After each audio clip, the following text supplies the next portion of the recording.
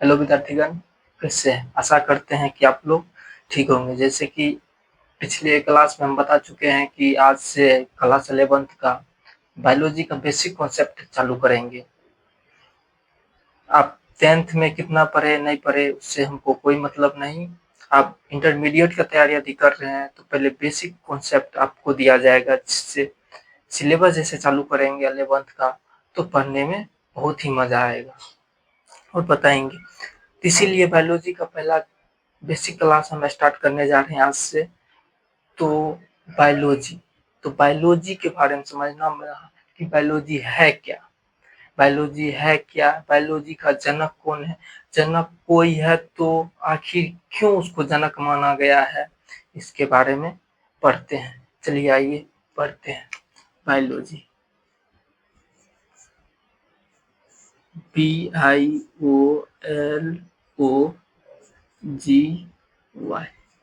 इसको हिंदी में क्या कहेंगे? जीव विज्ञान। बायोलॉजी को हिंदी में क्या कहेंगे? जीव विज्ञान कहेंगे। चलिए बायोलॉजी लिख दिए हैं। अब देखिए बायोलॉजी की परिभाषा की उत्पत्ति कैसे हुई है उसके बारे में जानना। रटने से नहीं होगा। देखते हैं कि परिभाषा भूल जाएंगे तो फिर कैसे अपने आप जनरेट कर पाएंगे, उस तरीका से बताते हैं। देखिए पहला बात क्या है? बायोलॉजी से बना है बायोस, BIOS, बायोस। दूसरा पार्ट इसका बना है लोगस, LOGOS, लोगस। बायोस और लोगस। बायोस का मतलब होता है लिविंग, LIVING, लिविंग। लिविंग मतलब सजीव या लाइफ दोनों कह सकते हैं। और लोगस से बना है क्या? लोगस से बना स्टडी। स्टडी मतलब होता है अध्ययन। स्टडी का हिंदी क्या होता है? अध्ययन। देखिए बायोलॉजी को दो पार्ट में डिवाइड कर दे। पहला बायोलॉजी से बना बायोस, दूसरा बना लोगस। बायोस का मतलब होता है लिविंग, लिविंग को हिंदी में सजीव करते हैं। लोगस मतलब स्टडी मतलब अध्ययन। तो देखिए अब क्या करते हैं, दोनों को आपस में मिला देते हैं। दोनों को आपस में क्या करते हैं? आजा तू मिल जा, मिल गए। दोनों आपस में क्या हुआ? आपस में मिल गया। दोनों आपस में मिल गए। दोनों जब आपस में मिलेगा तो क्या होगा? सजीव का अध्ययन। दोनों को आपस में मिलाएंगे तो क्या बोलेंगे? सजीव का अध्ययन। तो बायोलॉजी शाखा किसका है? जीव विज्ञान शाखा किसका है? विज्ञान का। फिजिक्स, केमिस्ट्री और बायोलॉजी किसका शाखा? विज्ञान का। तो विज्ञान का शाखा बायोलॉजी। तो जीव, सजीव और अध्ययन से पहले क्या लगा देंगे? विज्ञान। तो परिभाषा देखिए, विज्ञान की वह शाखा जिसमें सजीव का अध्ययन किया जाता है। जिसमें सजीव का अध्ययन किया जाता है, जिसमें सजीव का अध्ययन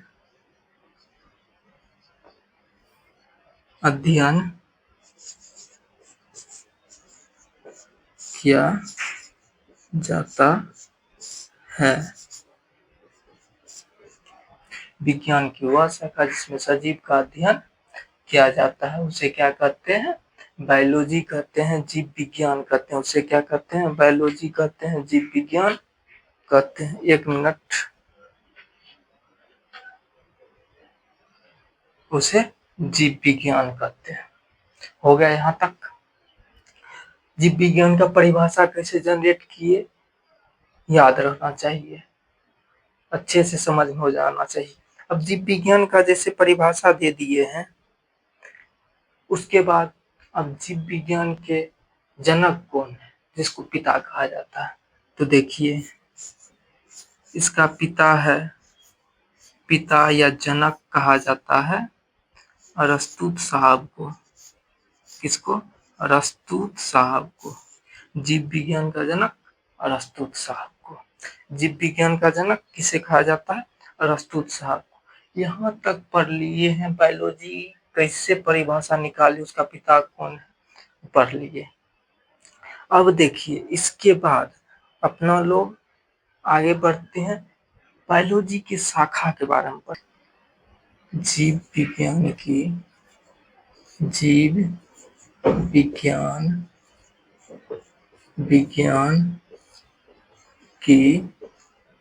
शाखाएं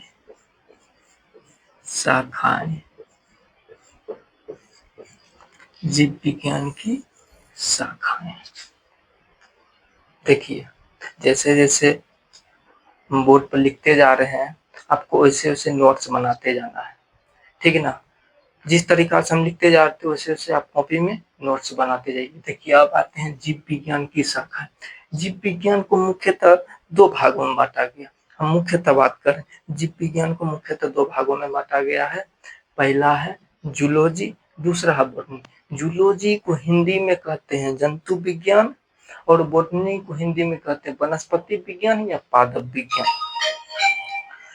जूलॉजी को हिंदी में जंतु विज्ञान, बॉटनी को हिंदी में वनस्पति विज्ञान या पादप विज्ञान कहेंगे। चलिए इनके बारे में जानते हैं। क्या इसकी दो शाखा है। पहला है जूलॉजी, ZOOLOGY जूलॉजी। दूसरा शाखा है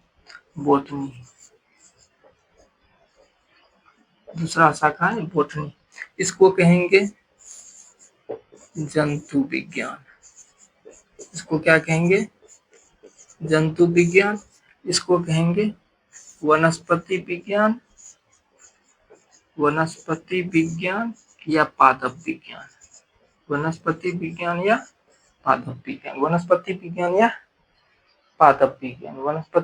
या पादप विज्ञान।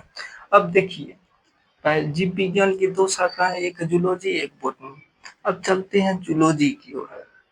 जूलॉजी आखिर है क्या, जूलॉजी की ओर बढ़ते हैं। देखिए जूलॉजी को भी दो भाग में बांट के इसका परिभाषा हम निकालेंगे। पहला होता है जून, ZOON जून। जून मतलब होता है जंतु। जून मतलब क्या होगा? जंतु। उसके बाद लोगस, LOGOS। लोगस मतलब बताए थे अध्ययन। लोगस मतलब क्या होता है? अध्ययन। जैसे उसमें बायोलॉजी वाला में दोनों को मिक्स कर रहे थे, इसमें भी दोनों पार्ट को मिक्स करके परिभाषा बनाएंगे। दोनों को मिक्स कर देंगे तो परिभाषा क्या होगा? जीव विज्ञान की वह शाखा जिसमें जंतु का अध्ययन करते हैं, उसे क्या कहेंगे? जूलॉजी कहते हैं या जंतु विज्ञान कहते हैं। परिभाषा समझ गए? तो परिभाषा क्या होगा? जीव विज्ञान की वह शाखा जिसमें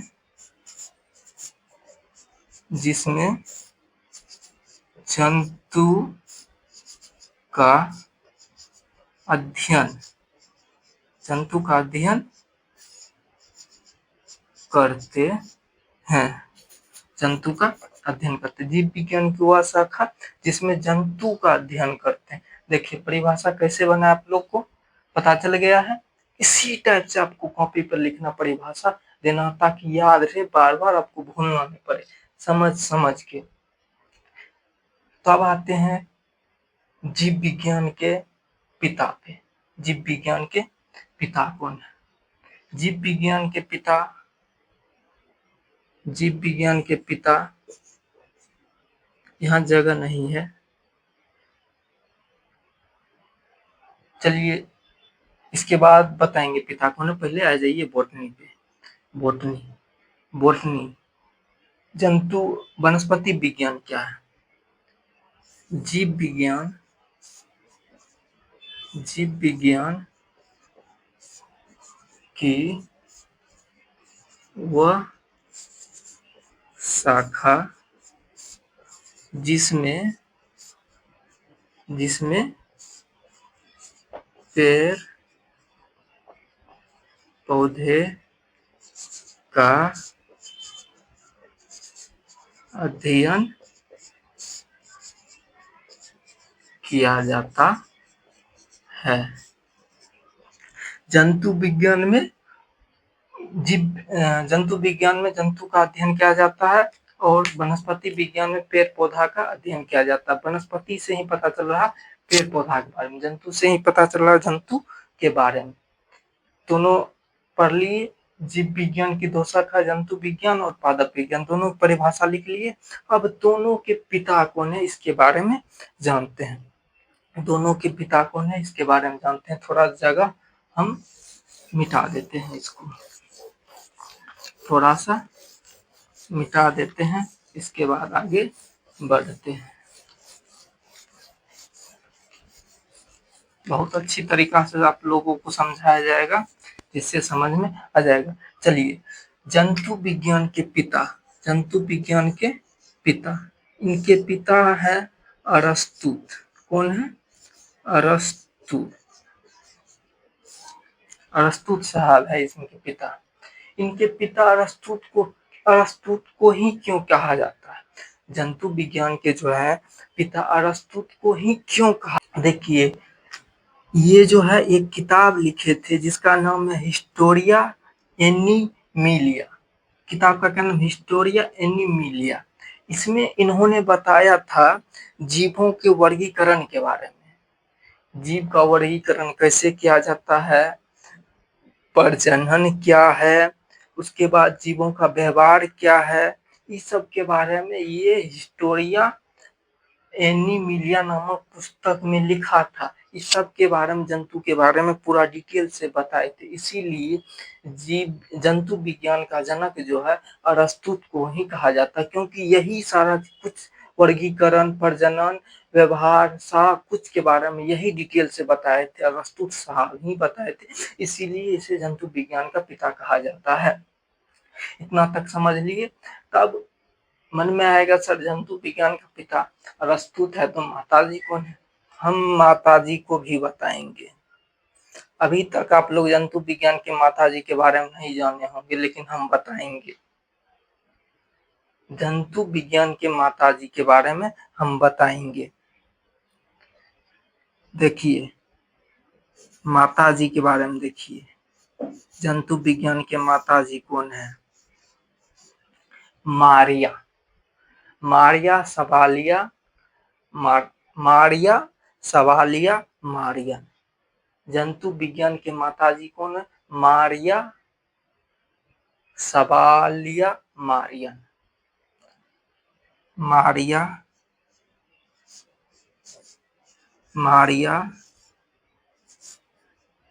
सवालिया मरियन।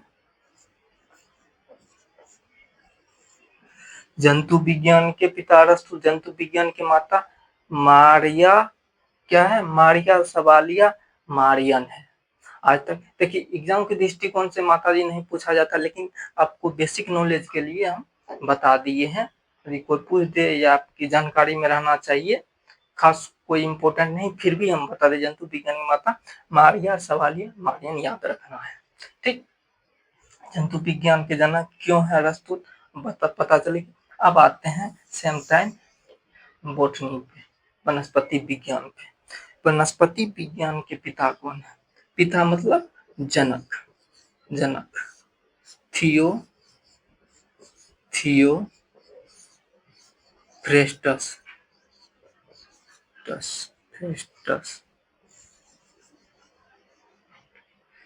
थियोफ्रेस्टस को वनस्पति विज्ञान का पिता माना गया है। गर्मी काफी है। वनस्पति विज्ञान का जनक किसको माना गया? थियोफ्रेस्टस को। इसने एक किताब लिखा है Historia of plants. Historia of plants, इसने कौन सा किताब लिखा था? Historia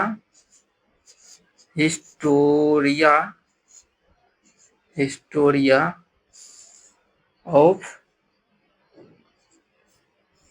plants. प्लांट्स। इसने कौन सा किताब लिखा थी? फिर हिस्टोरिया ऑफ प्लांट्स। इसमें बताया कि पौधा का वर्गीकरण कैसे किया जाता है, पौधा का आकारिकी कैसा है, इस सब के बारे में इस बुक में बताया है। थियोफेस्टस ने हिस्टोरिया ऑफ प्लांट्स बुक में बताया है आकारिकी के बारे में। आकारिकी क्या है, पौधे में कैसे जाइलम फ्लोएम का, ये सब के बारे में किसने बताया था? थियोफ्रेस्टस ने इस बुक में। इसीलिए वनस्पति विज्ञान का पिता थियोफ्रेस्टस को ही कहा जाता है। समझ गए आप क्यों कहा जाता है? आपको यहाँ 2 पॉइंट क्लियर हो गया। जंतु विज्ञान पिता अरस्तु क्यों कहा जाता है और बोटनी का पिता थियोफ्रेस्टस को क्यों कहा जाता है, यहाँ तक क्लियर हो गया। अब चलते हैं सजीवों के लक्षण के बारे में। आगे क्या पढ़ना है? सजीवों के लक्षण के बारे में। सजीवों के लक्षण के बारे में पढ़ना। सजीवों के लक्षण के बारे में देखिए, सजीवों के लक्षण। सजीवों के लक्षण, पहला लक्षण क्या है? वृद्धि। पहला लक्षण क्या है? वृद्धि। देखिए, वैसे तो सजीवों का मुख्य लक्षण 2 पार्ट में हम करके बताएंगे, एक विशिष्ट लक्षण, एक सामान्य लक्षण। तो जैसे चैप्टर स्टार्ट करेंगे, पहला चैप्टर, उसमें डिटेल से पढ़ाएंगे। उसमें डिटेल, अभी तो कॉन्सेप्ट चल रहा, थोड़ा थोड़ा शॉर्ट करके निकलते जाएंगे। जैसे कल स्टार्ट करेंगे उसमें डिटेल से बताया जाएगा। तो पहला क्या है? सजीवों के पहला लक्षण है वृद्धि। हम एक आदमी सजीव है, पहले हम कितना थे? इतना साइज के थे, फिर इतना साइज के, फिर इतना साइज के, फिर इतना। तो हम क्या कर रहे? वृद्धि करते जा रहे हैं। पौधा पहले इतना सा था, कोई पौधा फिर धीरे धीरे इतना इतना इतना, तो क्या कर रहा है? वृद्धि करते जा रहा है। क्या सजीव पौधा क्या कर? वृद्धि करते जा रहा। तो यही क्या हुआ? सजीवों का लक्षण है कि वृद्धि कर रहा है। तो वृद्धि समझ गए, सामान्यतः क्या वृद्धि। दूसरा पॉइंट आपको आता है जनन। दूसरा पॉइंट आता है जनन। जनन, देखिए, सजीवों में जनन के माध्यम से ही अपना क्या करता है? वंशज कायम रखता है।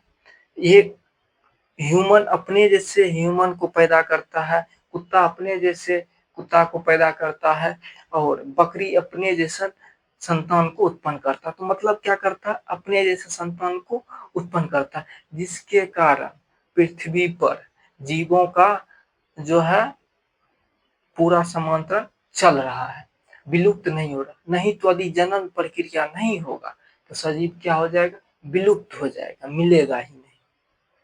तो जनन के कारण ही सजीवों के, जनन के कारण ही क्या है? पृथ्वी पे सारा जंतु जो है समांतर रूप से चल रहा है, आगे की ओर बढ़ रहा है। जनन नहीं रहेगा तो नहीं। हाँ, लेकिन एक अपवाद क्या है? खच्चर बूल एक अपवाद है, इसमें जनन की प्रक्रिया नहीं होती है। इसके बारे में भी अगले चैप्टर में बताया जाएगा। खच्चर क्या? बुल थी खच्चर, सॉरी, खच्चर क्या है? एक अपवाद है। खच्चर क्या है? एक अपवाद है, जिसमें जनन प्रक्रिया नहीं। तो जनन हम समझ गए। और अगला तीसरा पॉइंट क्या है इसका? तीसरा पॉइंट है उपापचयी। उपापचयी। उपापचय। उपापचय शरीर में होने वाले सभी रासायनिक अभिक्रिया को क्या कहेंगे? उपापचयी कहेंगे। शरीर में होने वाले सभी रासायनिक अभिक्रिया को, जो भोजन को पचाने में मदद करता है शरीर में, वही क्या है? उपापचयी हुआ। उपापचयी समझिए, उपापचय शरीर में सभी रासायनिक अभिक्रिया को कायम रखता, वही क्या? उपापचयी है, जो भोजन को पचाने में संतुलित करता। अगला पॉइंट क्या है? अगला पॉइंट है आपका संवेदनशीलता।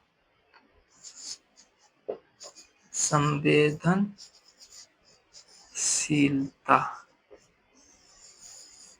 संवेदनशीलता, देखिए, संवेदनशीलता है अगला पॉइंट आपका। संवेदनशीलता। संवेदनशीलता, जैसे हम एक आदमी है, तो हमको यहाँ टच किया जाता तो हमको संवेदना आभास हो रहा है, यही क्या संवेदन। हम क्या कि एक गिलास गर्म पानी की, उसमें क्या उंगली दे दी, तो छन छनी आवाज आया, ओफ, क्या हुए? मेरा उंगली जल गया। तो क्या हमको आभास हुआ? संवेदना हुआ। यही क्या हुआ? संवेदनशीलता। समझ गए? सारा कुछ के बारे में डिटेल से चैप्टर में पढ़ाया जाएगा। अगला पॉइंट आपका आ जाता है कोशिका। क्या आ जाता है? कोशिका। कोशिका के बारे जंतु है, कोशिका का ही बना होता है। चलिए कोशिका के बारे में थोड़ा डिटेल से पढ़ते हैं, ज्यादा नहीं, थोड़ा डिटेल से। कोशिका, जिसको हम इंग्लिश में क्या कहते हैं? सेल। देखिए कोशिका, कोशिका से निर्माण होगा किस चीज का? उत्तक का। उत्तक का। उत्तक से निर्माण होगा क्या? अंग का। अंग से क्या बनेगा? अंग तंत्र बनेगा। अंग तंत्र बनेगा। अंग तंत्र से क्या बनेगा? शरीर बनेगा। बहुत बच्चा को जितना चीज बताए आते होंगे, लेकिन हम सबके लिए चैप्टर स्टार्ट करने से पहले सबके लिए बेसिक बात जानना जरूरी है। इसलिए चलिए देखिए, कोई जीव कोशिकीय स्तर का होता है। किस स्तर का होता है? कोशिका स्तर का होता है। कोई जीव उत्तक स्तर का होता है। उत्तक स्तर का ही कोई जीव हो जाता है। कोई जीव अंग स्तर का होता है। कोई जीव। क्लास खत्म होता है, आगे वीडियो को लाइक करें, शेयर करें, सब्सक्राइब करें। आपके यूट्यूब चैनल का नाम है pH science class. PH science class YouTube पे जाके आप इसको सब्सक्राइब कर सकते हैं। वहीं पर आपको सारा क्लास मिलेगा और दोस्तों के पास शेयर कर सकते हैं, जिससे उन्हें भी लाभ मिल सके। इसलिए पीएच साइंस क्लास को सब्सक्राइब करें और शेयर करें। जय हिंद।